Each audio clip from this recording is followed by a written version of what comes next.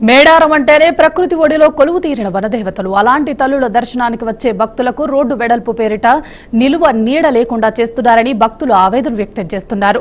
ములుగు జిల్లా తాడ్వాయి మండలంలోని మేడారం ప్రాంతంలో అభివృద్ధి పేరుతో దశాబ్దాల నాటి పచ్చని చెట్లను నరికివేయటంపై భక్తులు తీవ్రంగా మండిపడుతున్నారు. మేడారం అమ్మవార్ల గద్దెల నుంచి జంపన్న వాగు వరకు వెళ్లే రోడ్డుకు ఇరువైపులా కిలోమీటర్ మేర ఉన్న పెద్ద చెట్లను అధికారులు తొలగించడం భక్తుల్లో ఆగ్రహాన్ని రేకెత్తిస్తుంది.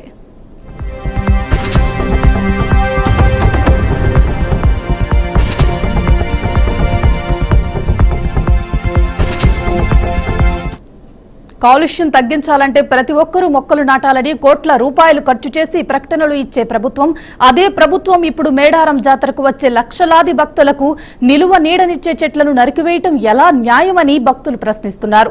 సమ్మక్క సారలమ్మ అమ్మవార్ల దర్శనానికి వచ్చే భక్తులు, విధుల్లో ఉండే ప్రభుత్వ సిబ్బందికి చెట్లు ఎన్నో సంవత్సరాలుగా చల్లని నీడనిచ్చేవని, అటువంటి చెట్లను తొలగించడం దారుణమని భక్తులు ఆవేదన వ్యక్తం చేస్తున్నారు.